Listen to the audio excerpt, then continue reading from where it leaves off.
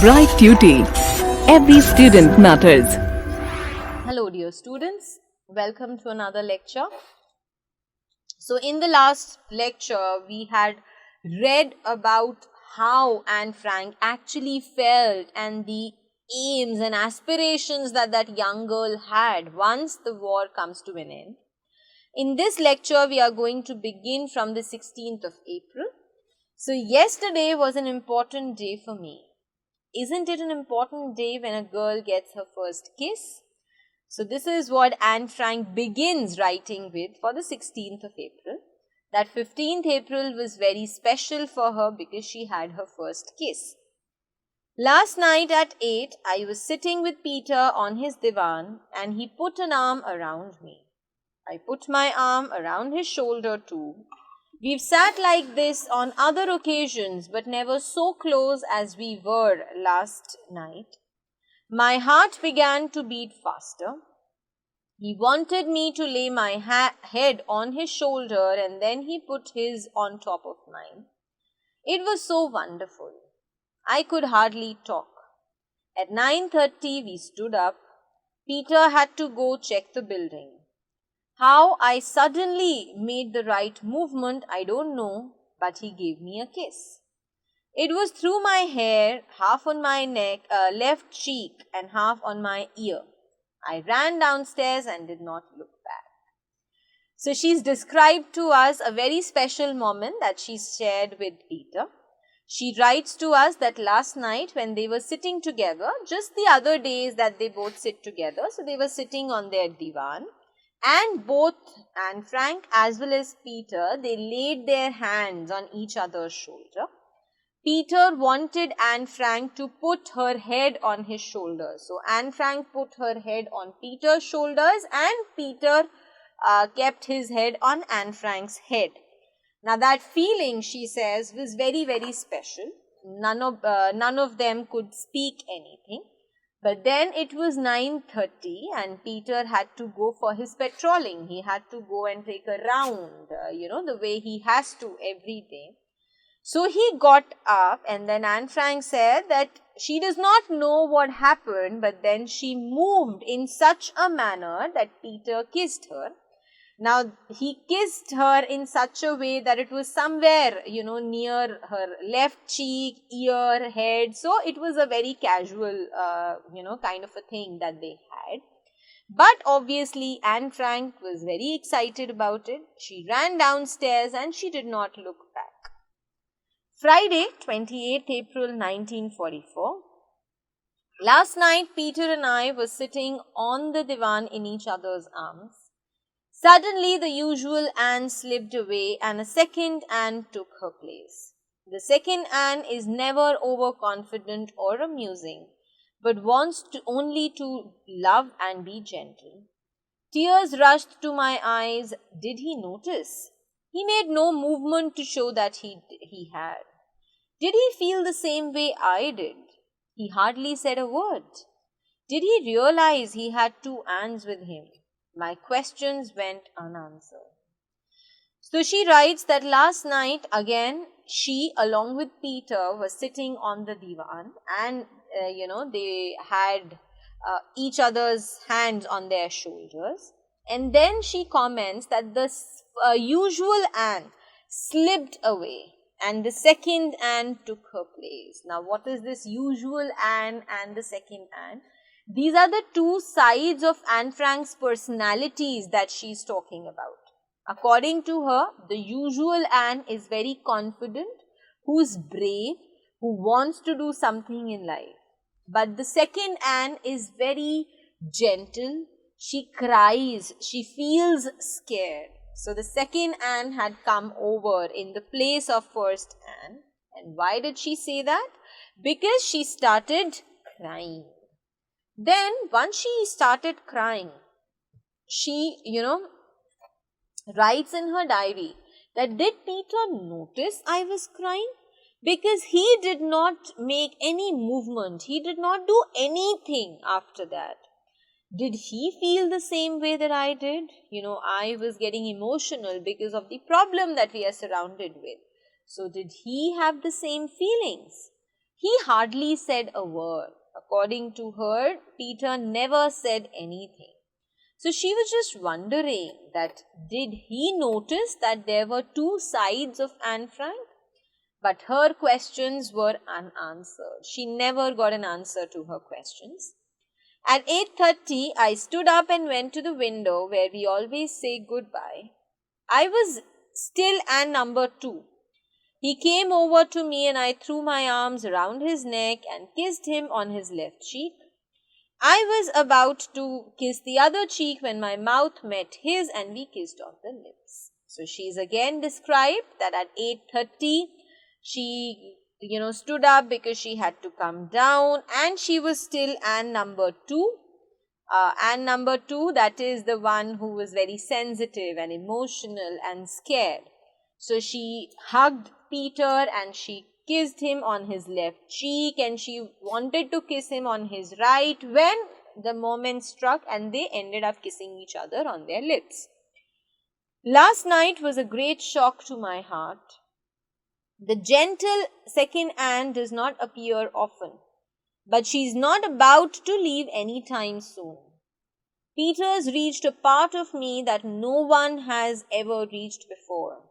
Oh, Peter, what have you done to me? Now she tells us about the fact that it was a very shocking night for her. The reason being, she knows that this second Anne, this gentle and sensitive Anne, the sensitive side of hers, this did not come very frequently. It was very, very rare when this second Anne took over the first one. But Peter has made such a strong impact on her heart that she felt like this. She wanted, she felt weak. She wanted to be cared for. She wanted to be loved.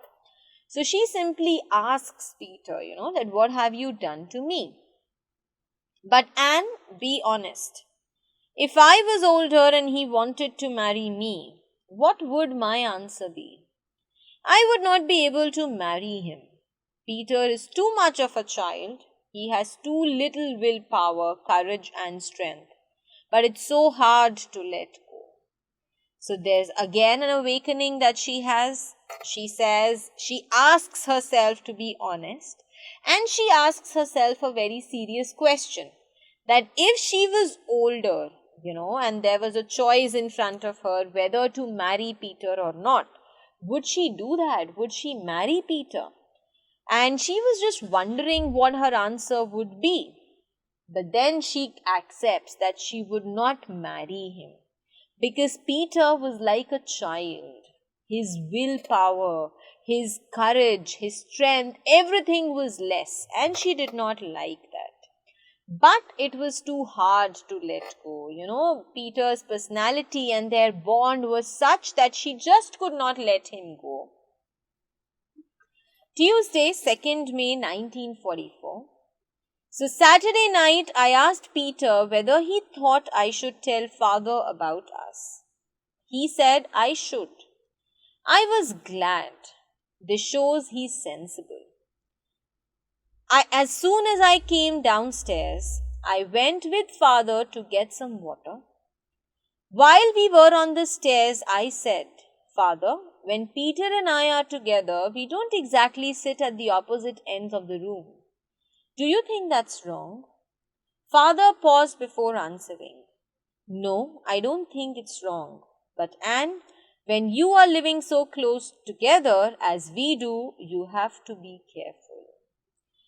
So, Saturday night, she asked Peter if, according to him, Anne Frank should tell her father about herself and Peter. And Peter said that yes, you should. So she was very happy with this decision because this made her feel that Peter was sensible, he was smart, he was intelligent. Now, as soon as Anne Frank came downstairs from Peter's room, she went to her father's room to get some water. And when we were on the stairs, so when she was on the stairs along with her father, she told her father that when me and Peter are sitting in the room, we are not exactly sitting on the opposite sides of the bed. Now, do you think that is wrong? She asked her father. Before answering, her father took a pause and then he said, I don't think that is wrong. But when you are so close to somebody, you have to be very careful as well. Then again on Sunday morning, father called me to him and said, Anne, you must be the one to be careful. Men always want to take it further and you must set the limits. Outside, where you're free, things are different. You see other boys and girls, you can go outdoors, take part in sports and all kinds of activities. But here, you see each other all the time. If you're together too much and want to get away, you can't. Be careful, Anne, and don't take it too seriously. Father wants me to stop going upstairs so often, but I don't want to. So Anne Frank says that on Sunday morning again, her father called her and he said to her that you have to be very careful because when you are with a man, the men are not that careful and it is you being a woman, being a girl who needs to set the limits. Her father also told her that had this been outside the secret annex, things would have been very different. You would have met so many boys, so many girls, and it would have been a different time altogether. You would have taken part in some sport or activities, and such thoughts, would not have come to your mind. But here you are with him all the time.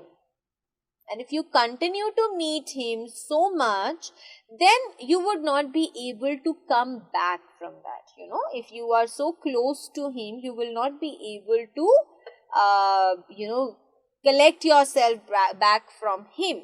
So be careful and don't take this relationship so seriously. This is what Anne Frank's father told Anne. So in the crux, Anne Frank concluded that her father wanted her to stop going to Peter's room, but she did not want to. Now Wednesday, the 3rd of March. For the last 2 weeks, we've been eating lunch at 11:30 on Saturdays. Starting tomorrow, it'll be like this every day. That will be one less meal each day. Vegetables are still very hard to come by. This afternoon we had rotten boiled lettuce and rotten potatoes to that, and you have a delicious combination.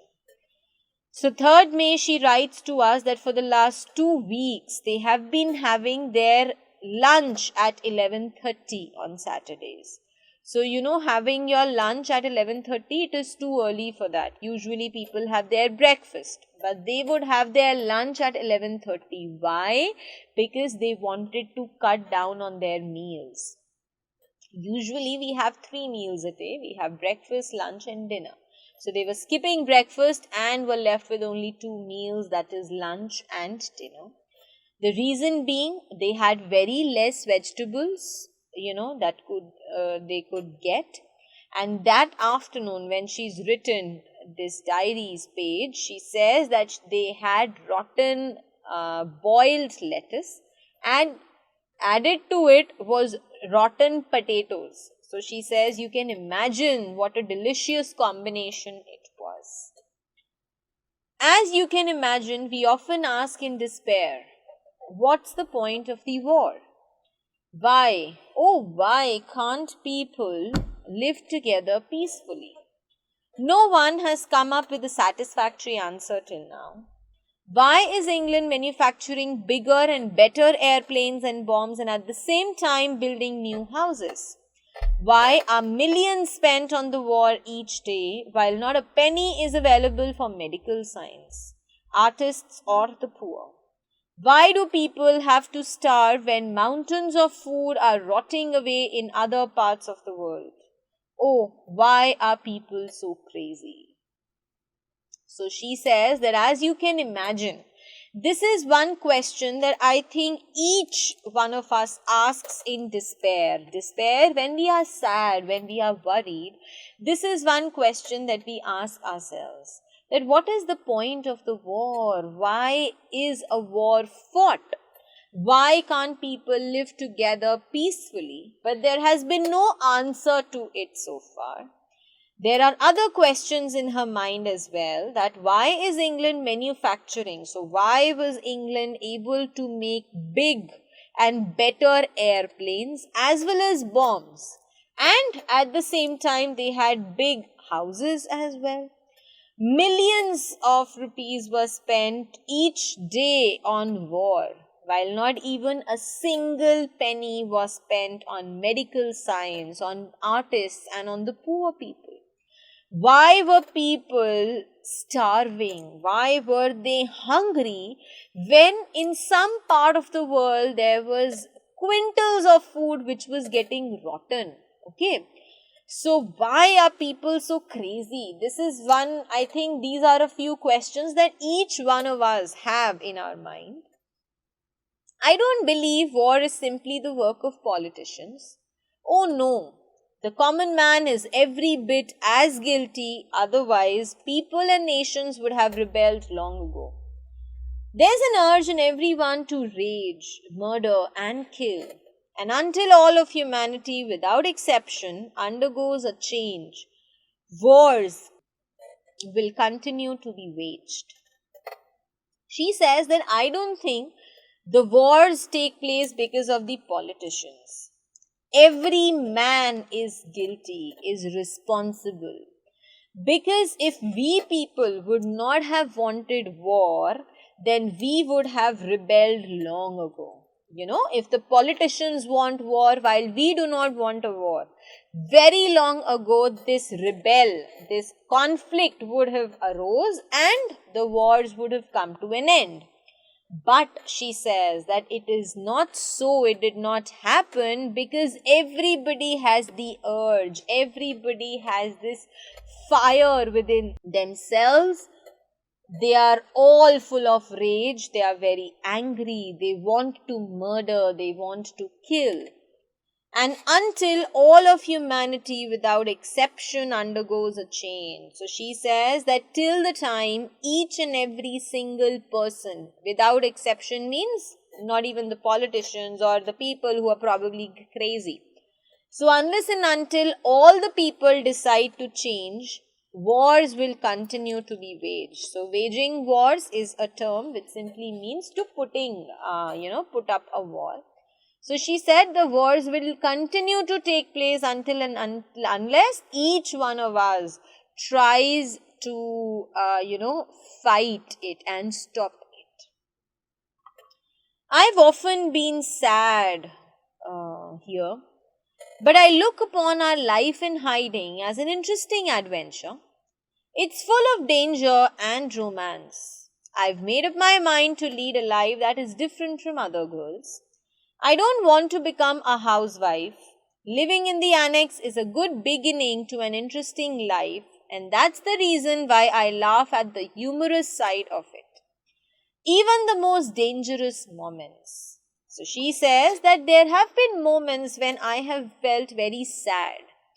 But when I look at the kind of life we had in this hiding, I would say that it was very interesting. It was very adventurous.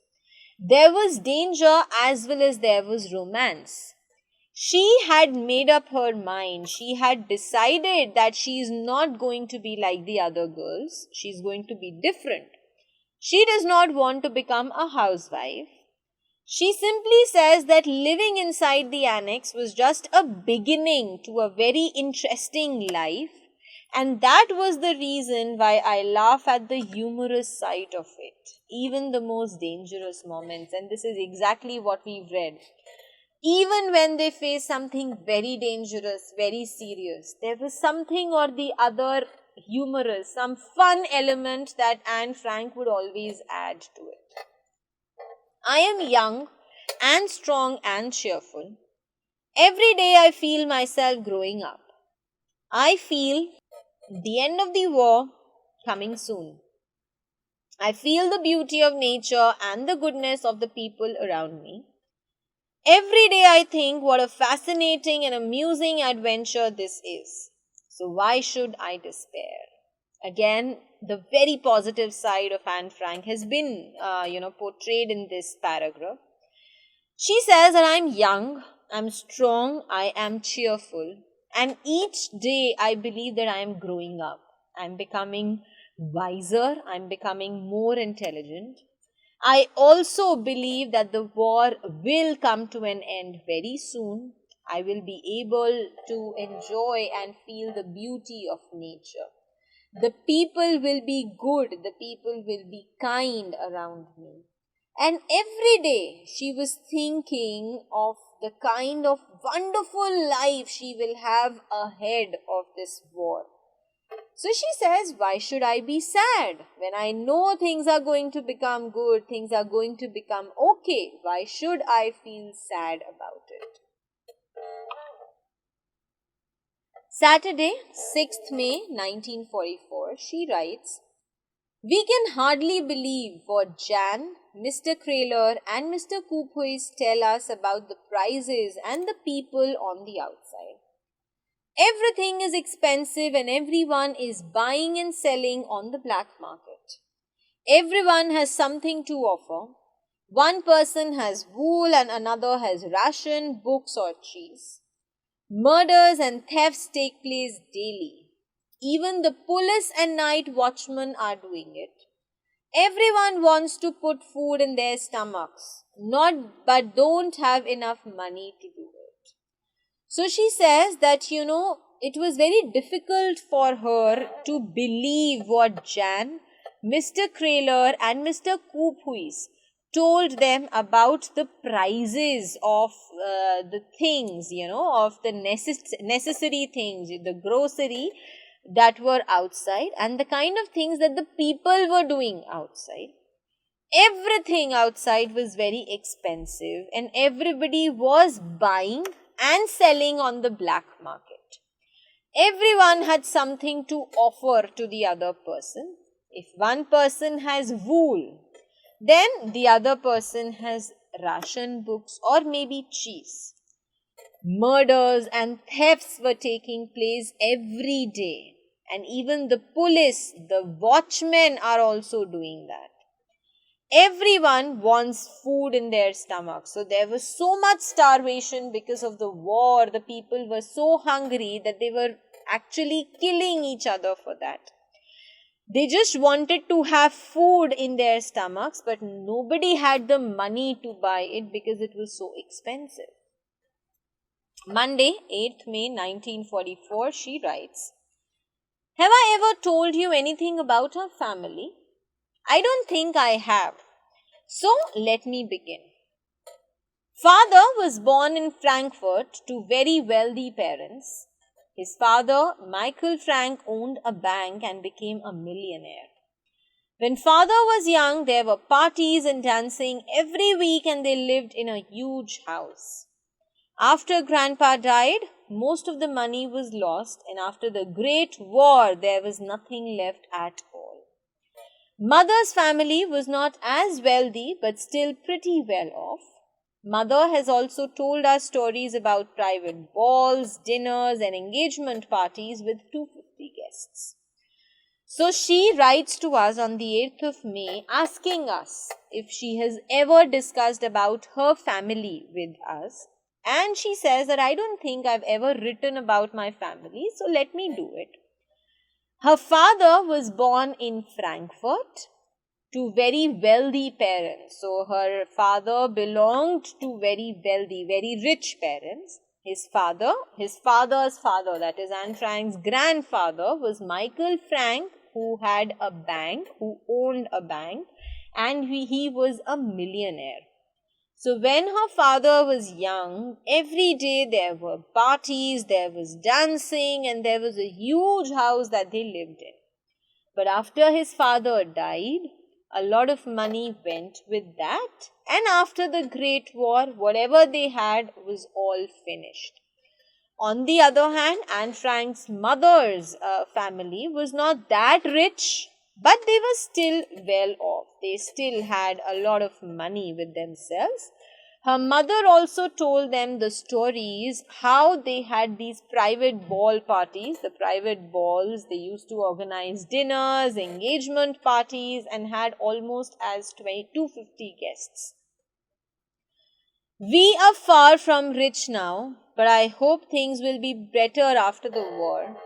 I'd like to spend a year in Paris and London learning the languages and studying art history. I want to see the world and do all kinds of exciting things.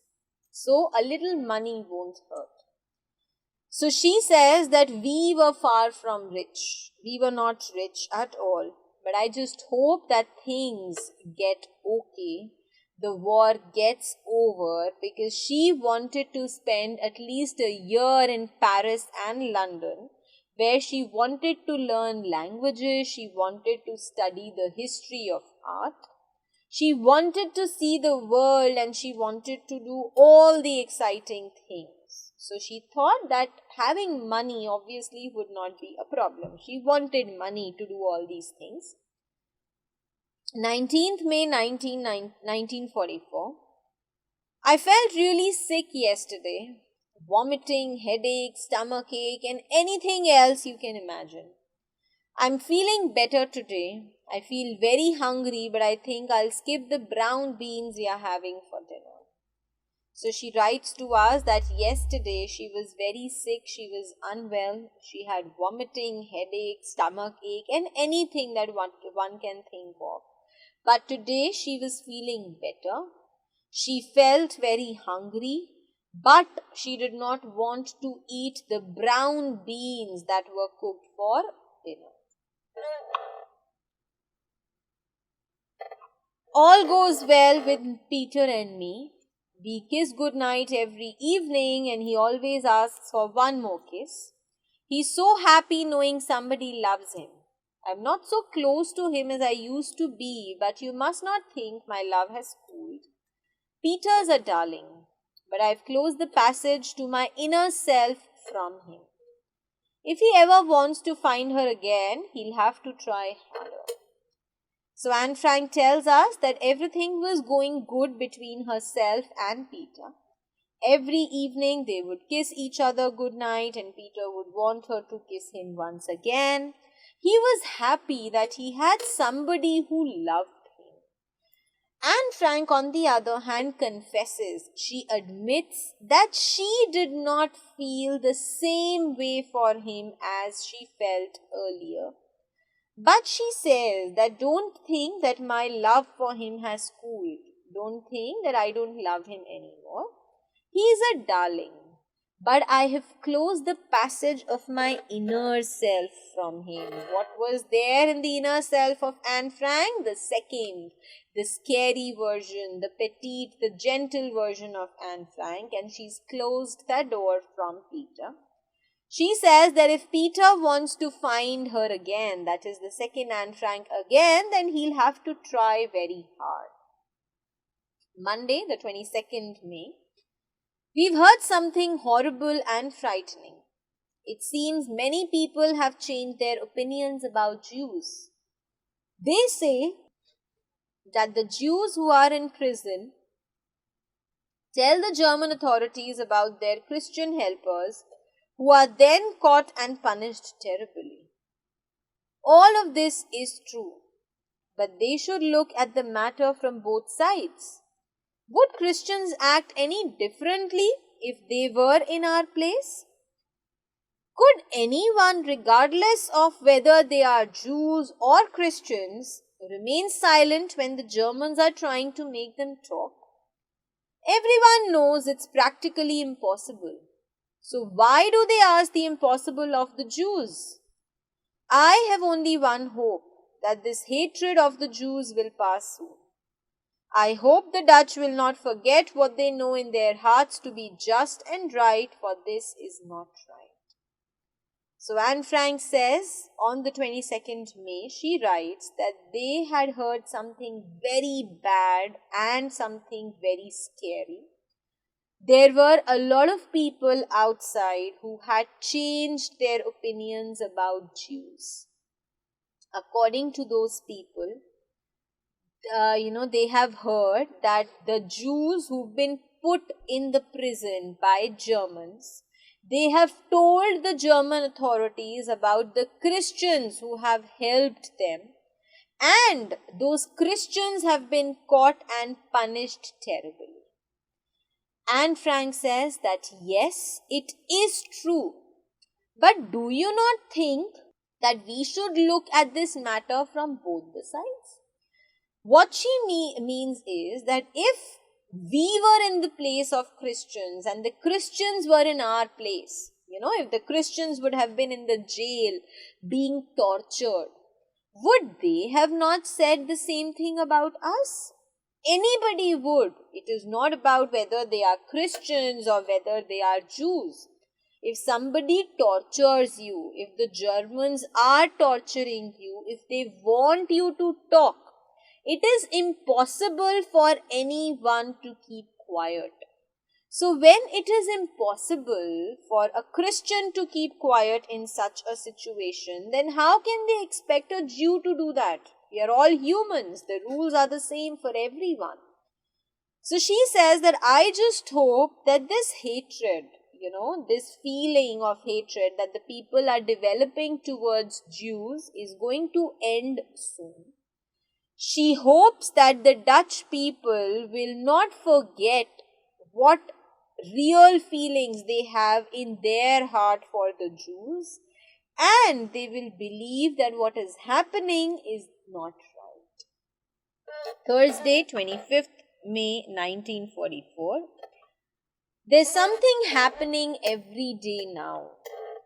This morning, Mr. Van Hoven, the man who brings us potatoes, was arrested. He was hiding 2 Jews in his house. It's terrible. The world's been turned upside down. The most decent people are being sent to concentration camps and prisons, while the lowest of the low rule over young and old, rich and poor. So she says that every day something or the other was happening. So that particular morning, Mr. Van Hoven, the man, who would bring potatoes for them, was arrested. This man was hiding 2 Jews in his house, and he was arrested, and it was all bad.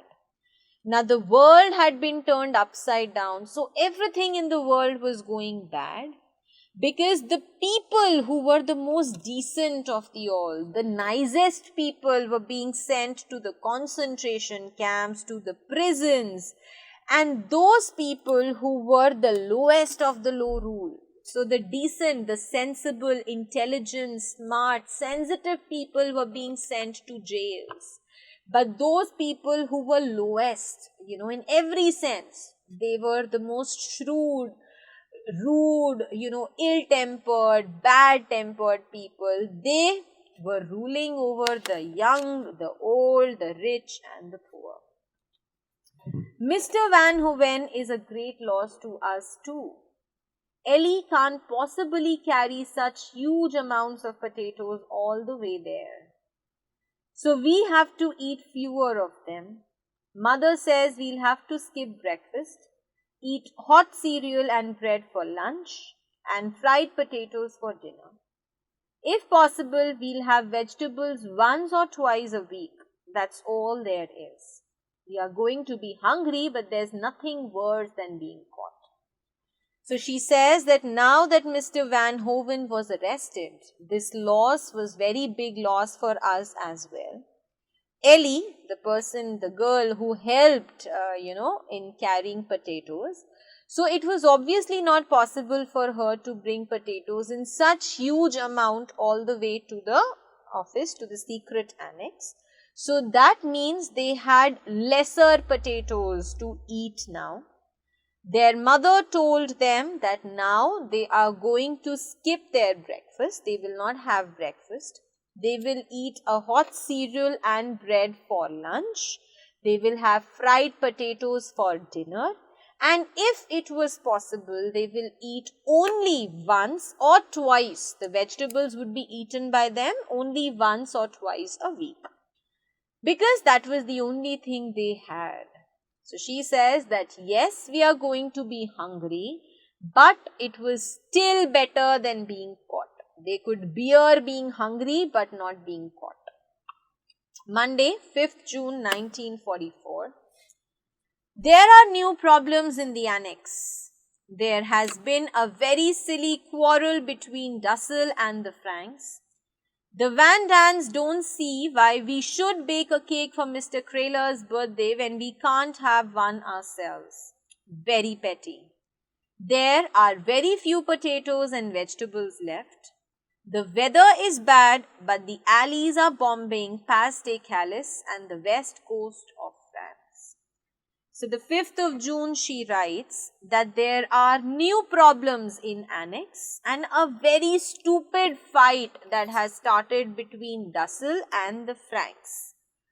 Now, the Van Dans, according to Van Dans, they did not want a cake to be baked for Mr. Krahler's birthday, because they believe that if we cannot have a cake for our birthday, why should we bake a cake for somebody else's birthday? Now, this is something which is obviously very petty, very stupid. There were very few potatoes and vegetables left in the house now. The weather was very bad. The Allies, the people who were fighting with the Germans, they are bombing places like Pas de Calais and the west coast of France. So the things were certainly becoming serious. And in the next lecture, we will see whether the things turned even more serious for them or there was a ray of hope for them. So I'll see you all now in my next lecture.